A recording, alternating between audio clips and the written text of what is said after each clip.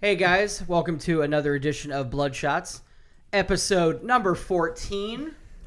This is the podcast where we sit around this table, talk about movies and TV shows, news and other glorious events. If you like what you see, head on over to all the social media outlets, Facebook, Twitter, Instagram, Snapchat. Wes is going to have a personal blog about his life discovery of himself coming in recent years. And if you want to support the show, head on over to patreon.com/derailed for us a buck or deuce. And we have a special guest on the table. His name is Bruce. He's a little monster. It's his Halloween costume. Say hi to everybody, Bruce. Hello. My name's Bruce. That's not what my voice sounds like. And then we have the show guest star, Miss Harley Quinn. Going over to Daddy, who's ignoring her. Bruce is like, I'm just going to show everybody my butt. Look at everybody, this is the Dick and Balls episode. Say hi. Oh, no. No 69, Bruce, no. Bruce, you are firing up a storm right now. Okay, time to go down. Ooh, it's pungent. Stings the nostrils. And also joining us, to my left, Aaron Schmidt. Hi. All right. To my right, Wes B. What's up? And I am your host with my top hat on this evening. Bing! Can you turn your phone on silent while we were recording? No. You don't own me.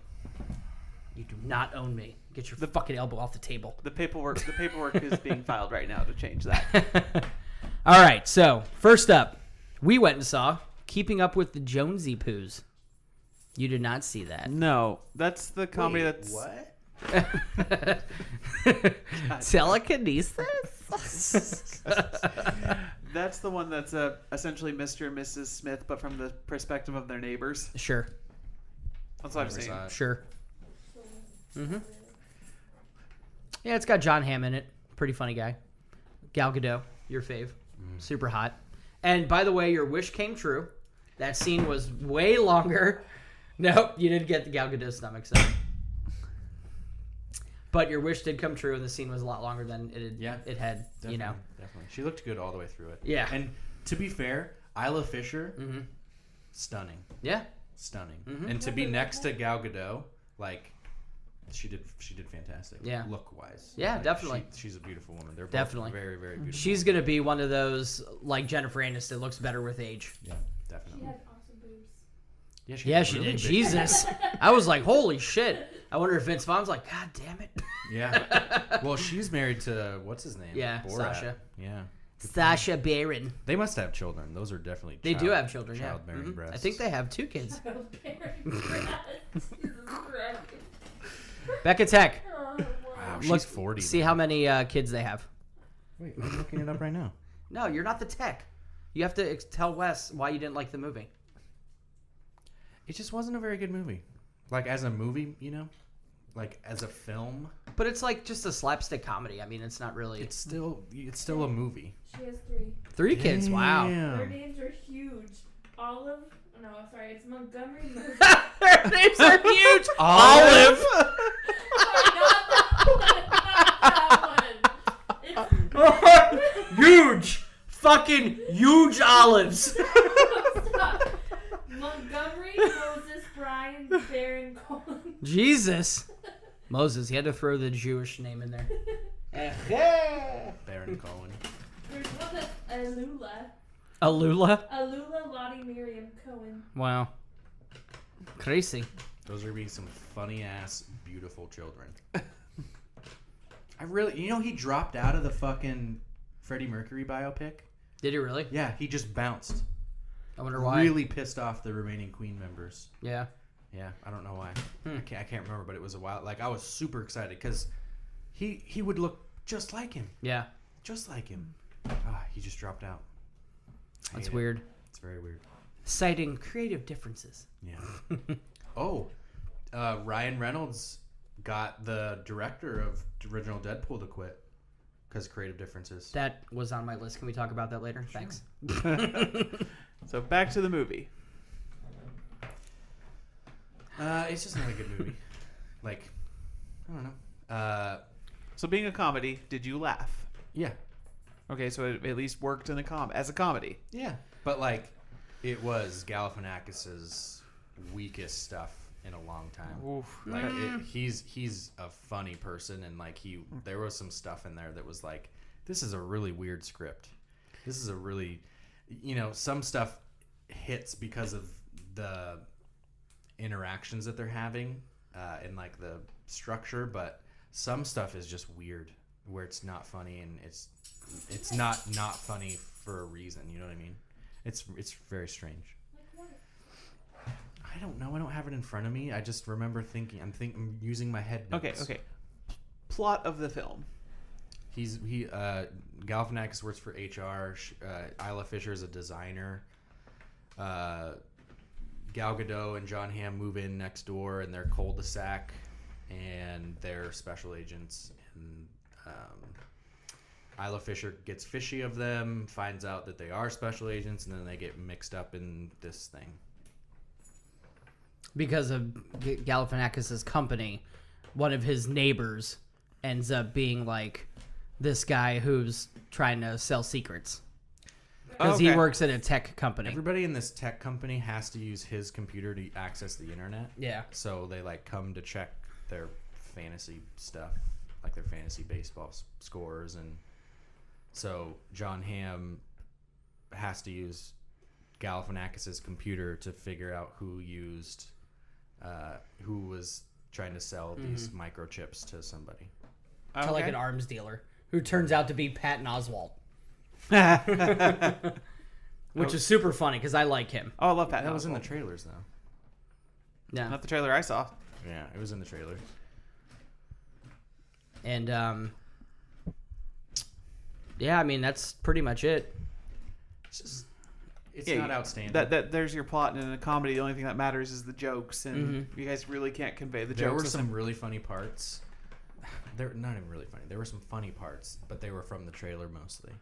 Oh, it's one of those movies where the best stuff is in the trailer. I kind of felt like that. I felt like when they're like, get in the car on the count of 3, and he runs at 2, and then he was like, I'm trying to get a head start, and she says like, on your wife. Yeah, like, that was Yeah. funny, but it was from the trailer. There just wasn't. It's not a Hangover. It's not Zach Galifianakis' best. It's not Isla Fisher's best. It's not Greg Mottola, the director.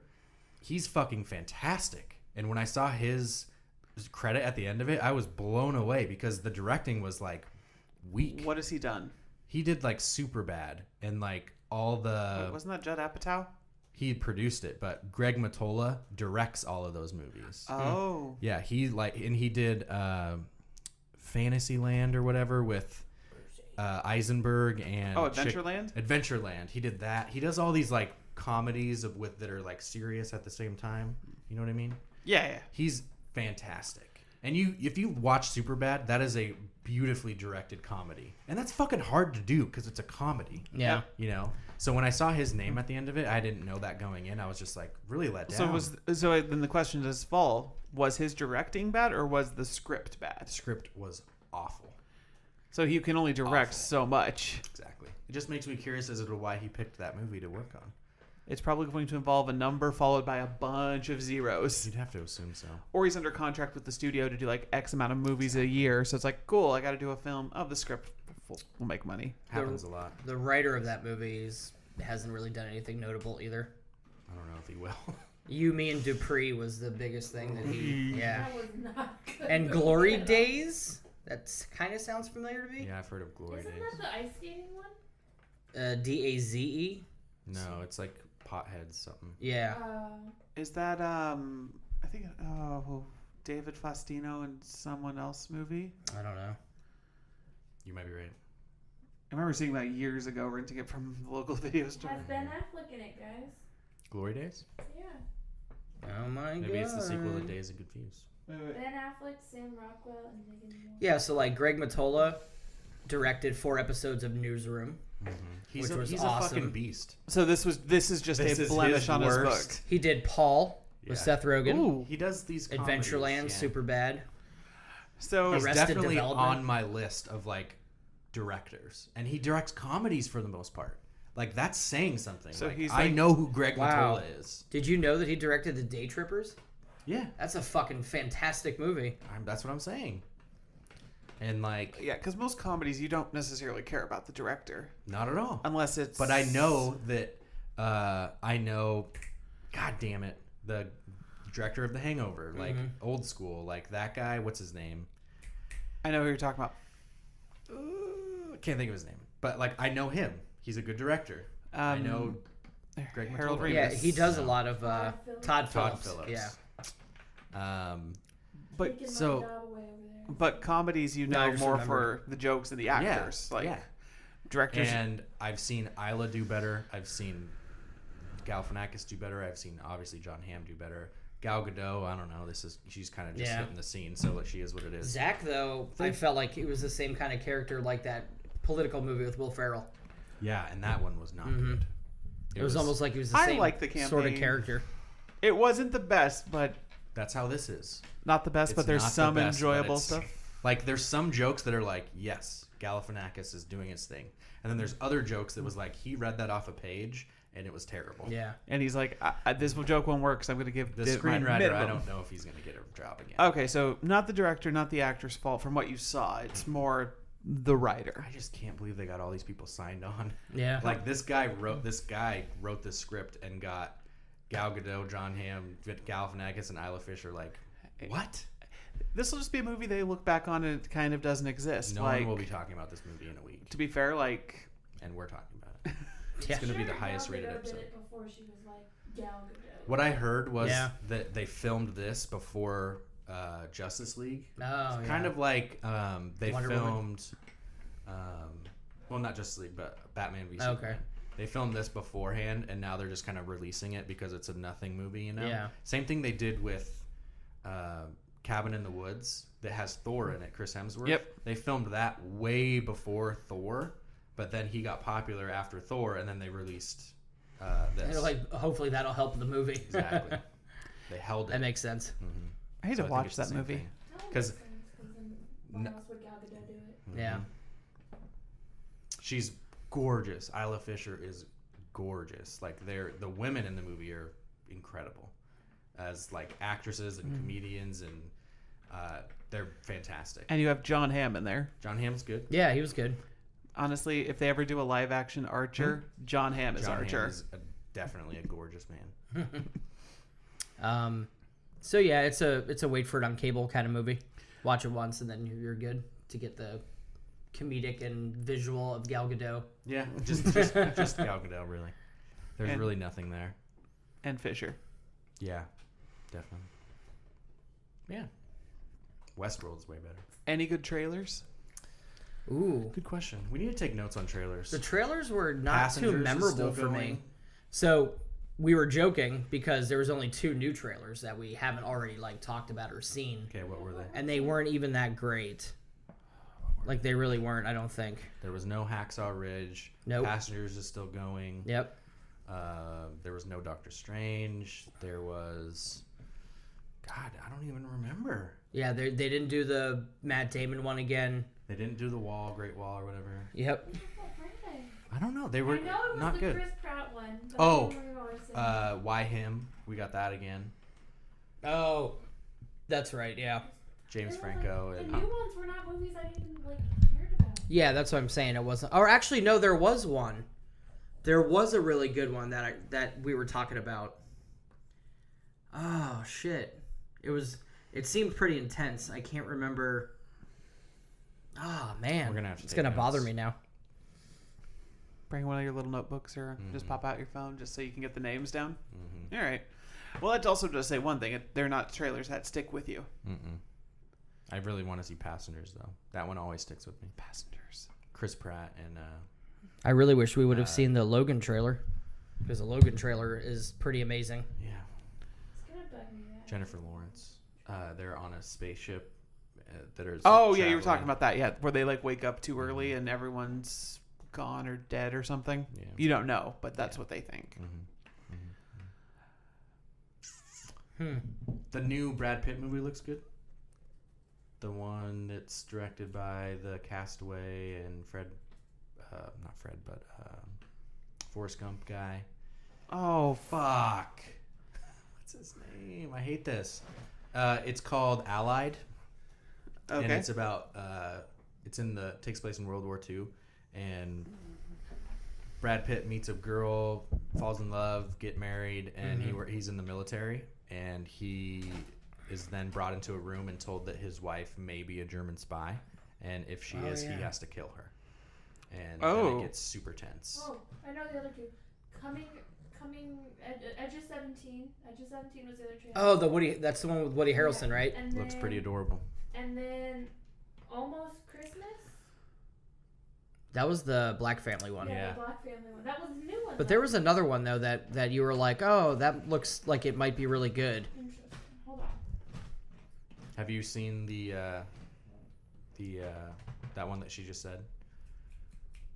What did you say? Almost Christmas. What was the one before that? Edge of 17. Yeah. Have you seen the previews for this? I have not. The girl comes into Woody Harrelson's classroom and she's like, I'm gonna kill myself, and like, I'm done with life, blah blah blah. And she's like, I have a suicide note. He's like, oh, weird. I was just writing my own suicide note. And he starts to read it to her. He's like, I have 32 minutes of uninterrupted time a day, and it always gets interrupted by this annoying 16-year-old girl who wants to kill herself. And he's like, I just want the sweet release of death. Badly dressed 16-year-old Is this like a girl. dark comedy? It's or? like a dark Nocturnal comedy. Animals. That's the one. That's the one with Amy Adams. Yeah. That I one don't looks remember anything super about cool. that. They had Amy Adams and Jake Gyllenhaal, remember? And they're like my husband, but it was like weird. Yeah. Oh, it was very Gone Girl, Yeah. girl Oh. on the train-ish. That seems like it's going to be a trend for next year or so. Exactly. Is those kind of If like... you go to Barnes & Noble and look at the best new fiction, Yep. all of the things on them are like New York Times bestseller, this year's Gone Girl, better than Gone Girl, similar to Gone Girl. Yeah. And didn't, after the movie and stuff come out, like a lot of the stories about the book Gone Girl, which is supposed to be based on true events, actually ends up being a false. Oh, I don't know. Yeah. I remember that because the movie came out, did really well, and then you start seeing reports like, oh, the story may have been wrong this way or was wrong another way. The other thing about the 17 movie, Yep. is she really likes this guy, and she's like texting him, and she writes like, I want you to suck on my titties, and we can make love in the back of this room or whatever at the pet store. And she was like, I can't send that, and like accidentally hits send instead of cancel, and she just starts freaking out. So she goes to Woody Harrelson and she shows him, and he's like, well, this isn't that bad, just suck on my titties, blah blah blah. I want you to put your mouth on I want you to my... put my mouth on my. And she's like, can you say something? Like, what do you help me, please? And he's like, you need to watch on for run-on sentences. It looks like Edge of 17? Yeah, it looks Yeah. like this year's Juno. Oh, okay. It's a very okay. Juno-ish. Yeah. The Pitch Perfect girl in it from Pitch Perfect too. Which one was she? Haley Steinfeld. She was the new girl. Oh, yeah, that's right. But Nocturnal Animals is about like the lady whose first husband writes a manuscript, and like it's like about murder and everything, and it gets all weird. It's kind of like Gone Girl, but she like reads this manuscript and it's really freaky. Right. He always called, so husband calls wife a nocturnal animal. They divorce. He writes a book called Nocturnal Animals that is about like this murder and rape of this person, and she thinks it's going to happen to her. Oh, because of the title of the book. Yeah. Okay. And it's like Jake and Amy Adams and blah, blah, blah. Yeah. Definitely looks interesting. Speaking of Amy Adams, are you interested in The Arrival? The new sci-fi film with her and Jeremy Renner? That looks pretty cool. With the little orbs that Yeah. come down. Yeah. Yeah. That does look super cool. And she's like the best person at decoding language. Best And- translator on the planet. Yeah, best translator. So this orb comes down and it starts to transmit messages. And it wasn't Jeremy Renner, but there's another actor star. Forrest Whitaker? Yeah, him. But there's like somebody that brings her the thing, and he's like, "You're the best. We want you to decode it." And then the tape? yeah, That's Forrest Whitaker's it character. was it. Okay. Because he comes in, plays the tape, and then when she hears the sound, she starts Yeah. freaking out like, what? Yeah. Yeah, so she's like they draft her to be the decoder of this language, and then all these other orbs start coming down from like all around the whole planet, and like they bring her in, and it has a sort of an Independence Day feel, but like not badly done, like the second one was. You gonna watch it? Yeah. And yeah, it looks really, really interesting. And then it's like, it's basically a race against time, because while she's trying to decode the language, the military wants to strike and start war on these people. And it's like a race to who's going to be able to find the answer first. Like, are we going to go to war right away, or are we going to be like, oh, no, they really just want to communicate and they want peace and blah, blah, blah. I have not seen this trailer. Yeah, super cool. I'm starting to see it everywhere now. Mm-hmm. Television? YouTube ads and TV. Yeah. I saw it on last night, Amazon Instant Video. Yeah. I had a thing for it. Super cool. Looks good. God, it looks like... Ooh, Assassin's Creed and Passengers come out the same day. Dang. Double feature, because I'm not missing Assassin's Creed for Passengers ever.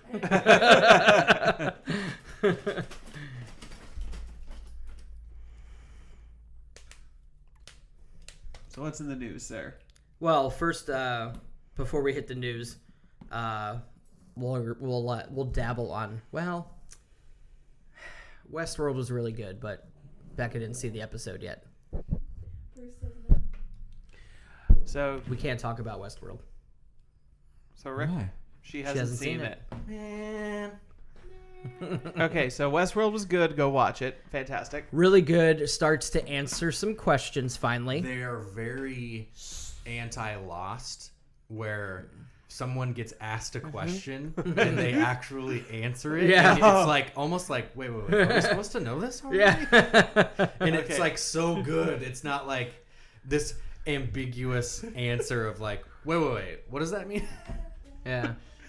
I'm not saying anything. We're not saying anything at all. She doesn't want to hear anything. She wants zero spoiler chance. It's not any spoilers I at know, all. I know, but she doesn't want to risk it. I'm not saying anything. All right, so let's move on to the other topic. Westworld. Everyone dies. Westworld. Everyone dies. I have a. Oh, you know what? The biggest spoiler though? They're robots. Oh, damn! Damn So it! basically, it's Alien.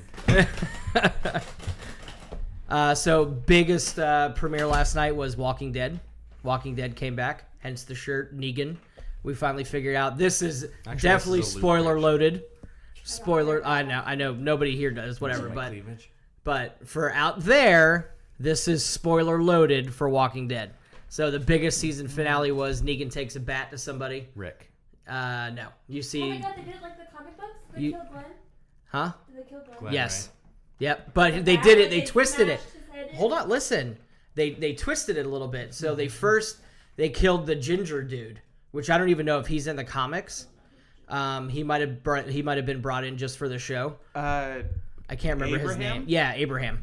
Abraham's in the comic. Is he? Okay, so they kill him, right? That's they show like how it goes back. So he was the sacrifice. They beat him to death, right? And then everything was supposed to be done, right? And then Rick pulls him in closer, the Negan, and he goes, "Not today, not tomorrow, but I'm going to kill you." And he goes, "Oh, okay." So he gets up, and then after he had beaten the shit out of Abraham to like bash his brains into the floor, Daryl fucking broke free and like punched Negan in the face. And that's when he snapped, and he kind of does this. And I gotta, honestly, dude, like, he's number one, was my favorite actor in Watchmen. He was amazing as the comedian. Oh yeah. You know what I mean? Oh, yeah. He was so good.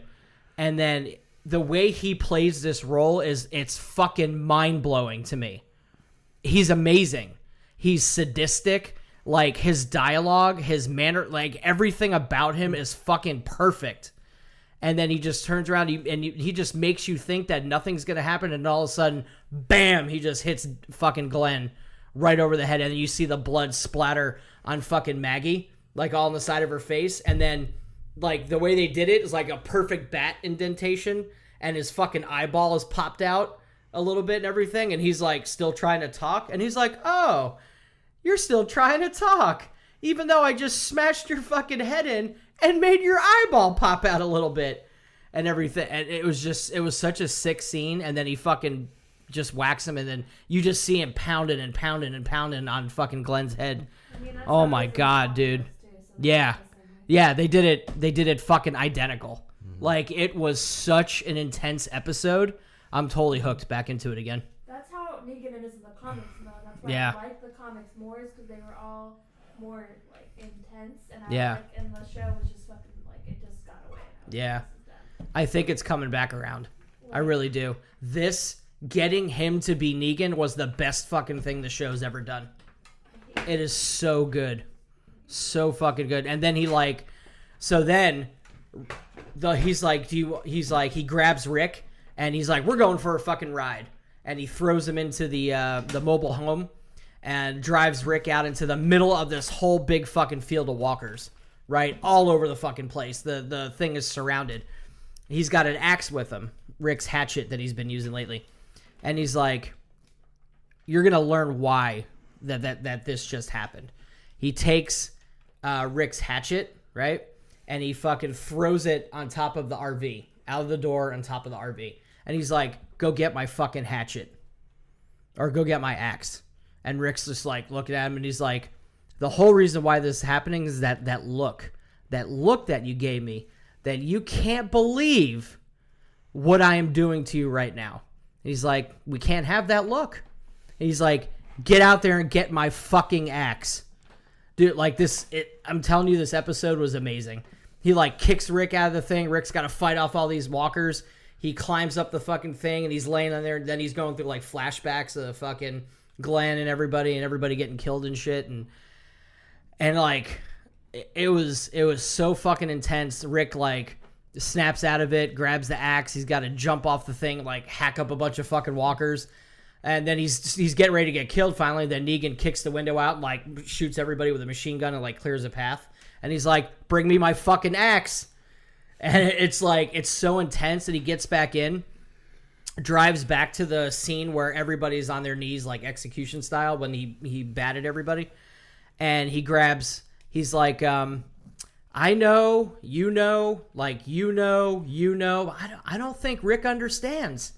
I really don't think Rick understands what's happening here. So he grabs Carl, puts Carl on the fucking floor, wraps a belt around his arm, right? And he's like, I'm sorry, Carl, but it's going to get cold, for a minute. And he draws a fucking line right on his arm, right underneath the belt. And the axe is right next to Rick. And Rick's like, please don't do it. And he's like, I'm not going to do anything. You're going to fucking do it. He's like, you're going to cut off your son's arm, or I'm going to kill everybody. And then I'm going to go back to Alexandria, and I'm going to kill all of your fucking friends. And then I'm going to keep you around for a couple of years to let everything sink in, and then maybe I'll kill you. And it was such a good fucking scene, and like Rick's freaking out and everything. And Carl's laying on the ground with one eye. He's just like, Carl. And he's just like, just do it, Dad. And then Rick grabs the fucking axe, and he's all like, the acting is amazing. It really is. Like, they did such a great job in this episode. It was totally believable. It really was. It was super good. And then he like grabs the axe, and just as he's getting ready to hack his arm off, Negan grabs his arm, and he's like, that's the look in your face that I want to see. And it's like utter fear. Utter fear. He's like, I fucking own you. You will produce for me. You will gather for me. Everybody that you love is mine. And he just lets everybody go. And he's like, we'll be back in 1 week to collect our offering. It was so fucking good, dude. Oh my God. I am so hooked back into the show. 100%. Girl. They do it awesome in the comic books. Okay, well, I don't know about it, so I don't want to hear. They're not going to do it the same. They don't ever really follow the comic books. So. Westworld. How about, can you leave so we can talk about it? This is the show about TV and movies. And it's a huge show. The world is based in a Western environment. You don't say. So, I guess we'll talk about some news. Indiana Jones 5 has an update. Chris Pratt. No, it's still going to be Harrison Ford. But no George Lucas. Brand new hands on the show, on her film. Brand spanking new. Don't know who it's going to be, but George Lucas and people that are making it, they're like, man, maybe you should take the back seat on this one. Spielberg's still on it, right? Huh? Spielberg's still on it? Yeah. Yep. But no Georgie Poo. And then also, which you brought up earlier, was Tim Miller not doing Deadpool 2. And there's a petition for Quentin Tarantino to do it. Oh, shit. Mm-hmm. There's an actual fan petition for Mr. Quentin. That'd be weird. And that's really all the news. But yeah, I'm kind of bummed out that Tim Miller's not going to do it. Deadpool was so good. Yeah. I don't know if it was him. Was it good because of him or was it good because of Ryan? Don't know. Ryan's passion for the character. I'm pretty sure it was Ryan Reynolds. I think it was the script and Ryan. Yeah. It was a fucking great script. Yeah. It really was. And so, leading into TV shows. Ooh, Bruce.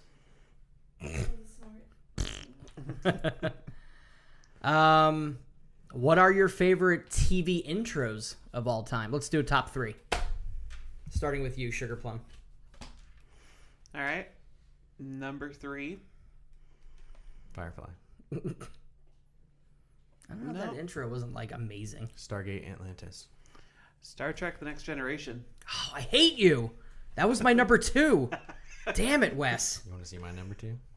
No. I don't want to see your poop. Number 3. I'll show you my number 3 though. Oh. That's where that's where I cough, but I also shit. Sometimes when what did you say? Sometimes when I puke, I shit. Oh, I'm gonna be sick. You gotta watch The League, Wes. I have watched The League. You know what I'm talking about, then? Rafi. It's pretty funny. So funny. Go ahead, number 3. Friends. Oh, why? It's a catchy song.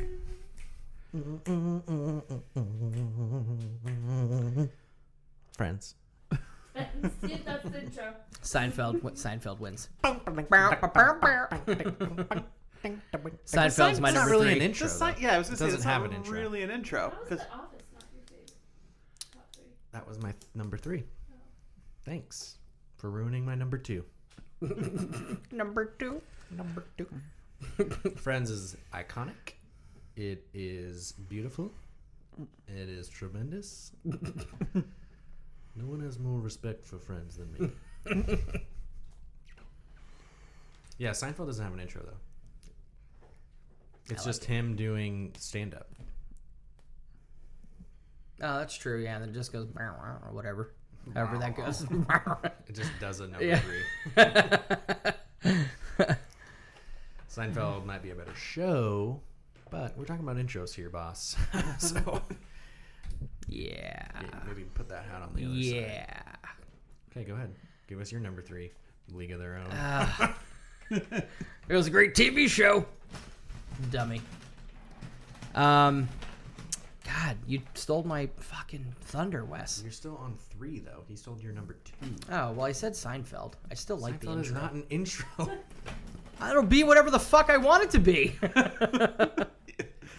Yeah, but that's not the essence of this. This was brought up because I said that Westworld was the best HBO intro. Seinfeld not having an intro doesn't fall in the feeling of what we're going for. I guess I'll go with Cheers. no. I like Stranger Things. I'd say that's my number 3 It's a intro. good song. Yeah. Childish Gambino rapped over it. And he was all like, my dad's too old for this shit. That's definitely not what. No, it was really stupid. And So- like I think he's okay and whatnot, but he was like, it was all about cocaine up his ass and fucking chicks and stuff, and like You I just don't really understand. reminded me that Donald Glover, or Childish Gambino, is going to be young Lando Calrissian in the Han Solo standalone film. Yeah. I forgot about that. I just clap. Mm-hmm. Anything Star Wars, I'll clap for. Jar Jar Binks. Beautiful. That guy's super nice.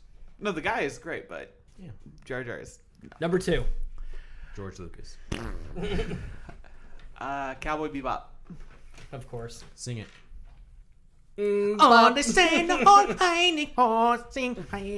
No, it's just it's a really good jazz theme. It works with the theme of the show. The actual animation used for the intro is good. It's my jazz. Number I 2. want to look it up. Hold on. Okay. Jazz flute. I don't want to get copyright stricken, but I'm gonna try. We could just do it after the video. Number 2, The Office. The Office. He's playing Lando Calrissian? Yes. You That's just what said that. I wasn't paying attention. The mic has gone limp. You broke Aaron. You broke Aaron. Of everything we've ever said or done, you just broke Aaron with that. Okay. And you- SNG. Yes. Saturday Night Games. Games of Thrones. SNG. It should be STNG. But that's not how they do it. No, they go They say SNG. Star Trek: The Next Generation. Sing it. No. I like that you said it. Number 1, The Simpsons. Really? Yes. That's pretty classic. It's pretty classic. The song hasn't changed for 29 years. 600 the episodes. content. 600 episodes. It's time to close it down. Yes, I agree. Like I honestly thought the movie was going to be their final swan song. That Like was so long ago. I thought I know. I thought Matt leaving the show was going to be their final thing. Nope. He still wants money. He may have left the show, but he wants money. All right, number 1, sir. Westworld. It's not just the greatest HBO, but for you, the It's greatest my intro favorite ever. of all time. The Piano. The piano's what gets him. Yeah. it's so beautiful I'll need to listen to that as soon as we're It's done. like when the beautiful. fingers come away from the keys and there's because I love how magic. it tells you. You guys are both fucking assholes. You gang up on me all the fucking time. Welcome and to I my hate it. Welcome to my world, Aaron. Are you saying that Aaron gangs The up on you all the Joneses- time? You and Doesn't you. have- Oh. You made Wes remorseful. Hey, Superman finally won. It's really beautiful. It's all about them like creating the people and the robots and stuff. And there's like these little fiber robots that like make the things or whatever. And then it shows these hands like playing the hook to the song and on the piano. Yep. And then it comes back to it, and the hands are like lifting away from it as the piano keeps playing. And it's like this perfect allegory for like what the show's about. I love it. It's beautiful. Mm-hmm. Gorgeous. Plus the song is good, and it just too much good stuff. Burger King. No, AM PM. Sorry. Same guy. Entourage. Oh yeah. It just fills never me with watched so Entourage, much did you? joy. No HBO growing up, man. Neither did I. I watched it when I was like 25. Really, Wes? Didn't you even see the movie? No. It wouldn't make sense. I was told by You don't think so? I was told by There's everyone. so much fan service in there. No. It's pretty much all fan service. It's the equivalent of watching the Warcraft film with never playing Warcraft. I mean, and It's good. It's all right. you've played Warcraft though. I play, yeah. Just not World of Preacher was in Warcraft. Preacher. Warcraft. The people that were in it was just threw me Yeah. off. Preacher was the king. The dude from Hell or High Water Yeah. as Gul'dan or whatever. Gul'dan. Which is Troy Baker in the game. Mm-hmm. Who also introduces my podcast. Because Oh, we're best yeah. friends. No big deal. Besties. Oh, yeah. I want wanna be your superhero. They changed it. Do you remember that when they changed it after like season 4? What does it say? They didn't change the lyrics, but they changed the song. Oh, did they? Because Jane's Addiction rewrote it and re-recorded it, so Oh. they used that version of it. Nice. Yeah, I did not know that. changes halfway through. Super cool. I love the Jane and his addiction. All right. Well, that's going to do it for this episode of Bloodshots number 14. Clap. Slow clap. I can't wait to edit this. Don't stop. Do the outro. Yeah. So, again, if you guys like what you see, head on over to Facebook, Twitter, YouTube, the Snap of the Chat, the Insta of the Grams. And if you want to support the show, go over to patreon.com/derailed and leave us $1 or $2 or $5 or $10 or $50. Because Wes needs a haircut still. Still trying to get Wes a haircut. Thanks, guys. See you again next time.